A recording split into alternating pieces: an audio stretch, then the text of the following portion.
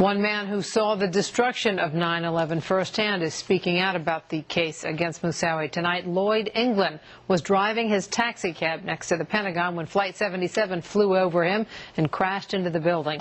Tony Dorsey spoke with him tonight and joins us from Arlington with more. Tony?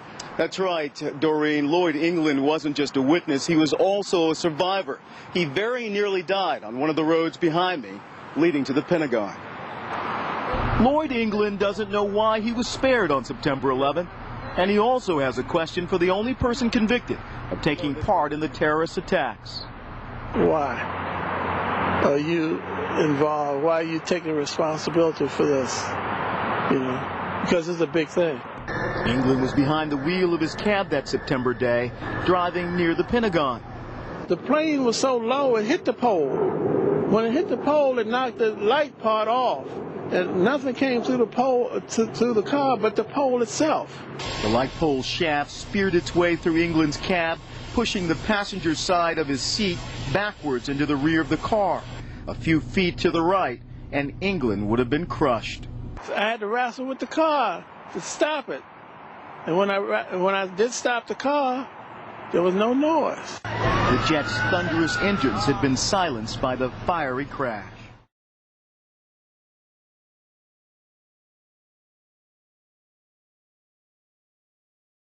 Witnesses independently and unanimously confirm a north side approach, fatal to all official data, reports, and the physical damage. All of these witnesses have worked in the area for many years and are extremely familiar with the topography and landmarks. Some have been officially documented reporting the same thing only weeks after the event, and others are aviation professionals and police officers who are therefore expert witnesses. Absolutely none of the independent witnesses willing to go on record have supported a south side approach.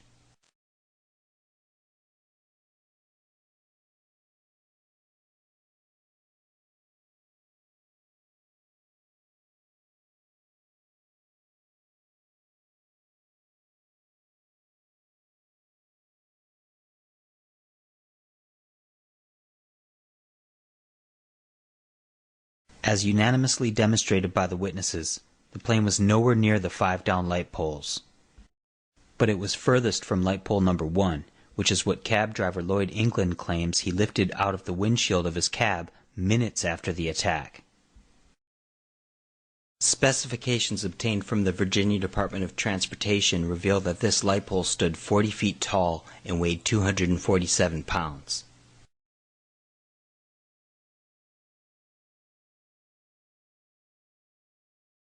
Not a single photograph exists showing the pole inside the cab. Not a single witness exists who says they saw the pole inside the cab or the cab driver removing the pole. Most importantly, they all say the plane was nowhere near the light poles. Yet Lloyd claims he came to a stop sideways on the road, with the over 30-foot long light pole still sticking out over the hood. And that a silent stranger helped him remove the pole from the car. A car was coming, well, I guess you call it more or less a van, and I asked the guy, would he help me get the pole out? So he stopped, he never said a word. I said, man, it's mighty quiet, it's so quiet. And he never said a word. He helped me get the pole out. The pole happened to be bent when we pulled the pole out, and the pole was bent, and the bent part took me down to the ground. I fell down on my back, but I held the pole up and laid the pole down, and he got in his van and went on down the road. This would mean that a 90-ton Boeing traveling 530 miles per hour factored with the kinetic energy of the cab traveling about 40 miles per hour in the opposite direction,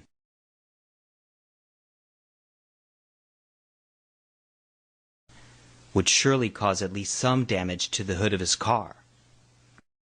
And to clarify, it was the large piece of the base. It's a large, yeah, the large piece that was sticking out across the hood. Wow. The pole came right on through to the back seat. If anybody had been sitting in the back, sitting in the front on the right side, the pole would have went through them. Sure. And it actually was laying on your head then? Yeah. Wow. Yeah. But there are no scratches on the hood.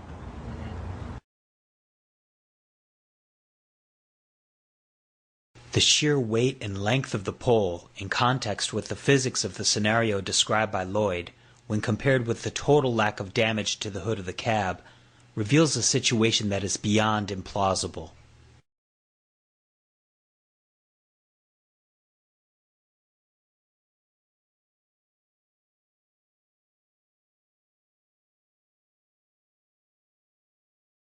But don't forget, the witnesses proved the plane was nowhere near the bridge, light pole number 1, or the cab, explaining why this scene is so questionable and beyond physically implausible.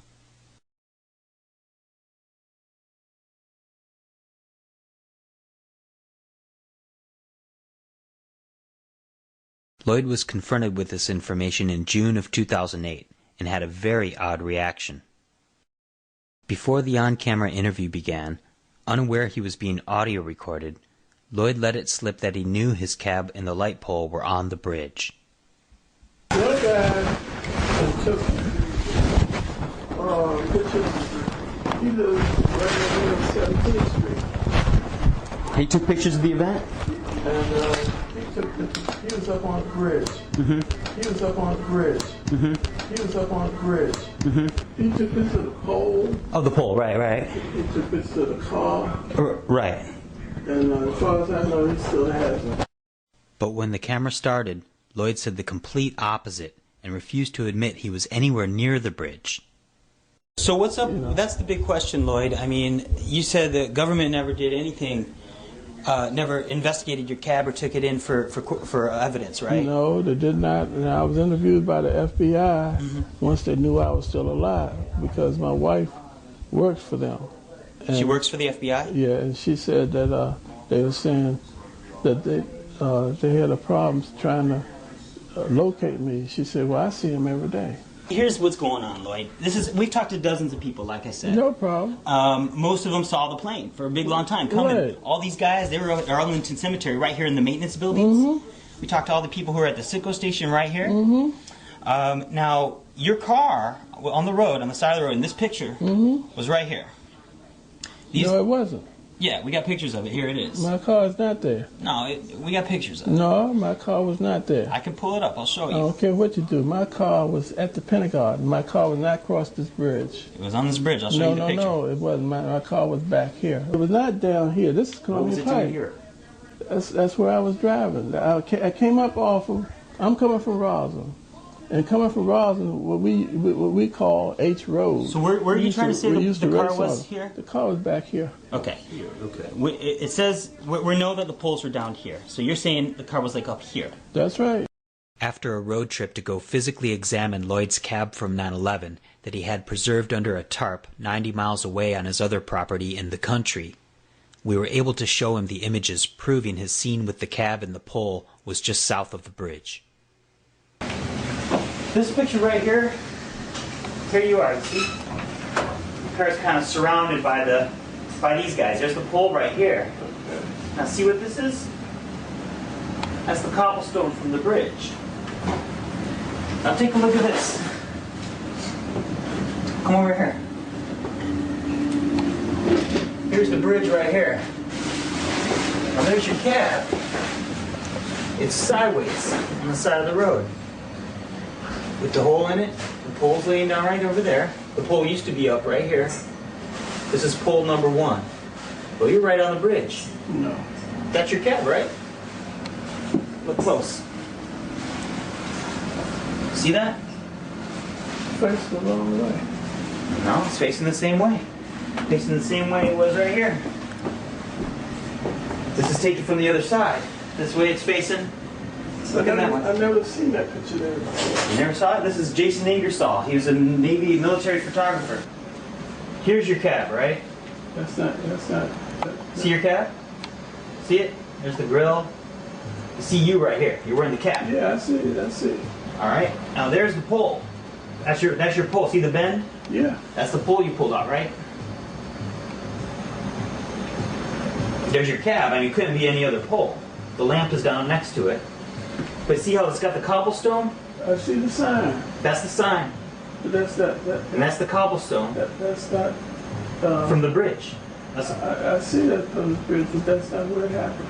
well, how come it's not where it happened? Well, how did they get there then? I can't explain that. I've never seen that before. You never saw. I've never seen that. The bridge, where the plane went across and where the pole came in, there was no bridge. He took this to the pole, he took this to the car, he was up on the bridge. But that's the bridge. That is a bridge, but that's not the bridge Well, there's only one bridge in the area. I know, but that's not where I was. There's the cab, right? Okay? That's the bridge. Here's the signs. That's not where it happened. What? So what about this image? Are you suggesting, well, is this your cab? The only thing I can say is where it happened is not on the bridge. And this is what I'm not getting. You're saying, like right here, you can see your cab, right? I see a cab, yeah. Well, you see how it's got the hole in there. It's the same cab we just went to go see on your property.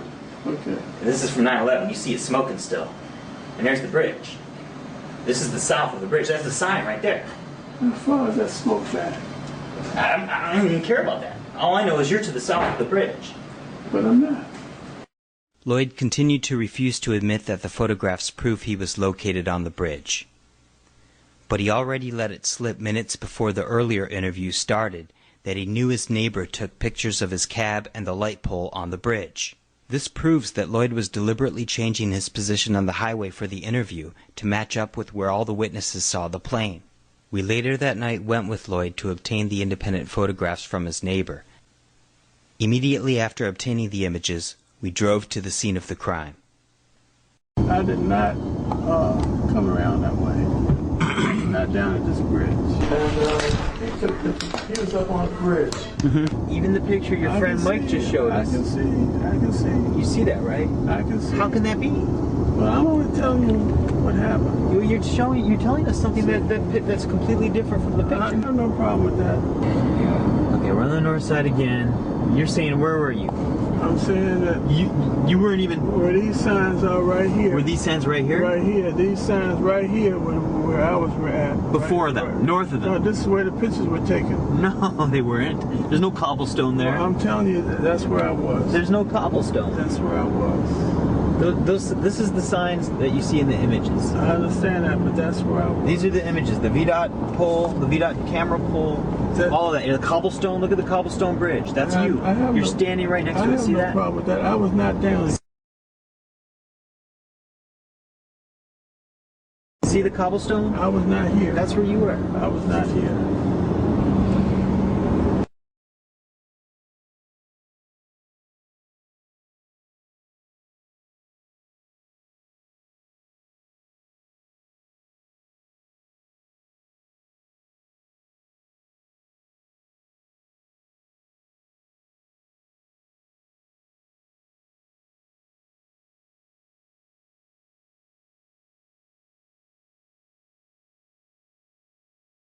Lloyd was much more candid when he didn't realize he was being recorded.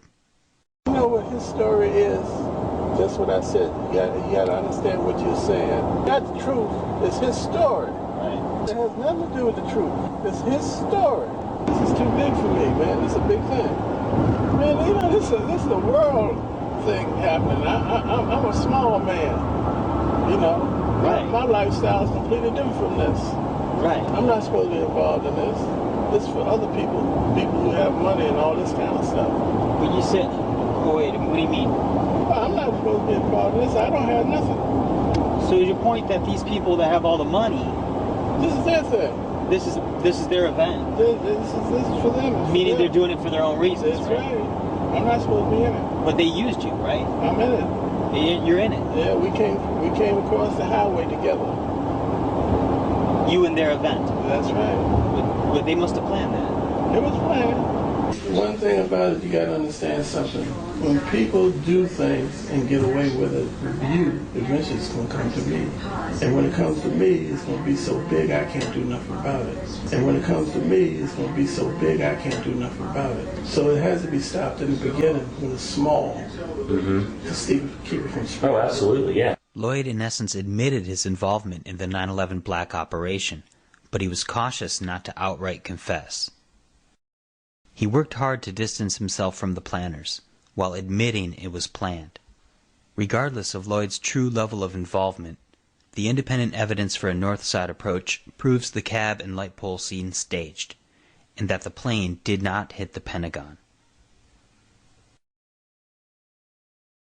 For a thorough analysis of the NTSB-released alleged flight data recorder exposing fatal anomalies, please see pilotsfor911truth.org.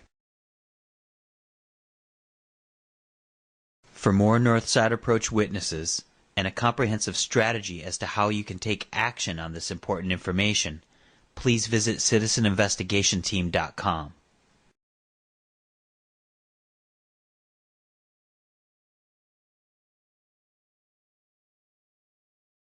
What you have just witnessed is conclusive evidence proving that the 9/11 attack on the Pentagon was a carefully planned and skillfully executed military deception. As shown, the evidence proves the plane actually flew directly over the Navy Annex and north of the former Citgo gas station, and therefore did not hit the light poles or the building. If you still do not understand why the north side approach proves the plane did not hit the building, please watch this video again and study the images.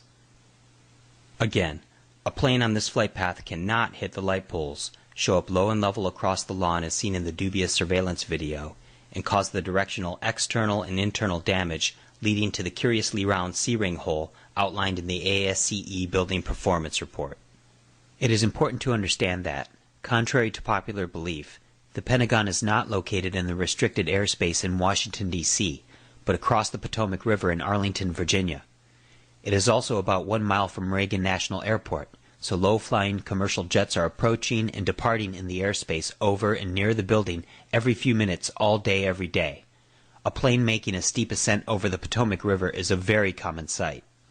Additionally, fraudulent media reports of a second plane that allegedly shadowed the attack jet and veered away at the last moment were disseminated within the first few days of the attack.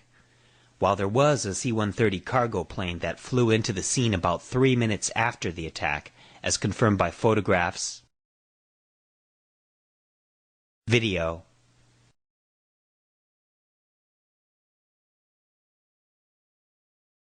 many eyewitnesses, and the pilot himself, Lieutenant Colonel Steve O'Brien, select media sources falsely reported accounts of this plane, implying and outright stating that it was in the airspace at the same time as the attack.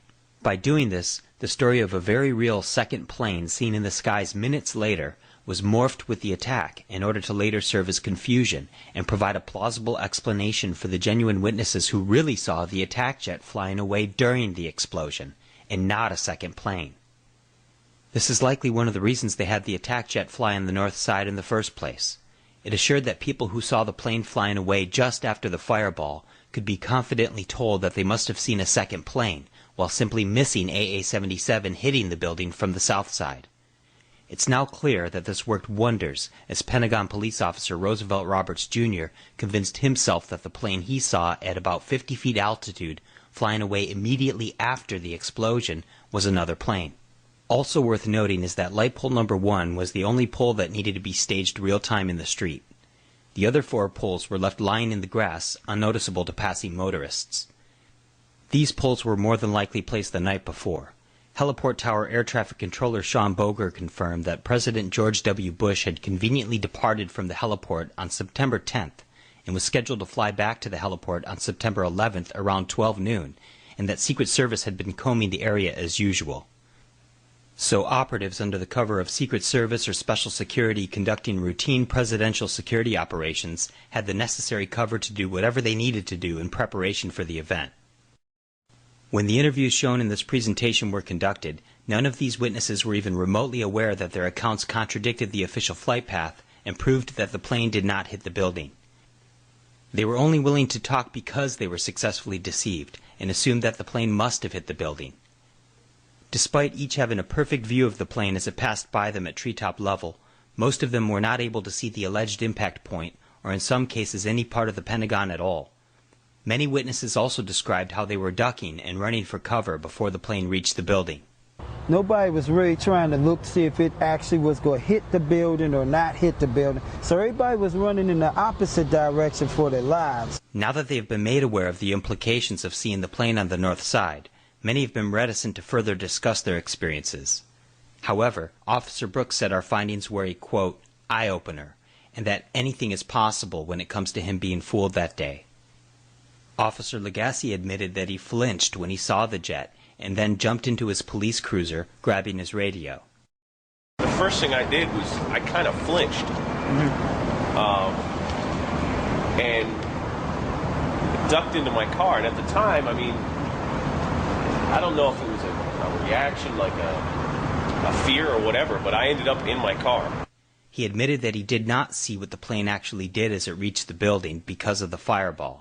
Did I see what the plane did? No, because there was a big fireball. Both police officers at the gas station have agreed that we presented their accounts fairly and accurately, and to this day they stand by where they saw the plane, even after being made aware of the implications. They have both stated they would testify to this under oath in a court of law. Meanwhile, their superiors have restricted them from speaking about their experience on 9/11 to the media any longer.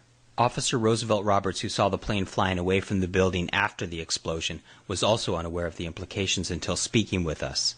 Like many of the other witnesses, he is no longer willing to speak about his experience on 9/11. The fact remains that all of these witnesses can be subpoenaed for a grand jury or congressional hearing as a means to sort out who to indict as responsible for this event, so this is what we are calling for.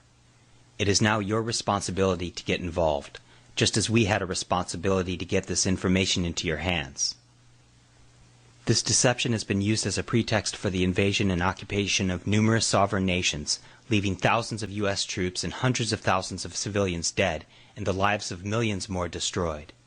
It has been and is still being used to justify torture, secret arrests, warrantless wiretapping, the Patriot Act, the Military Commissions Act, the Real ID Act, and a whole host of other authoritarian programs which undermine the U.S. Constitution and Bill of Rights.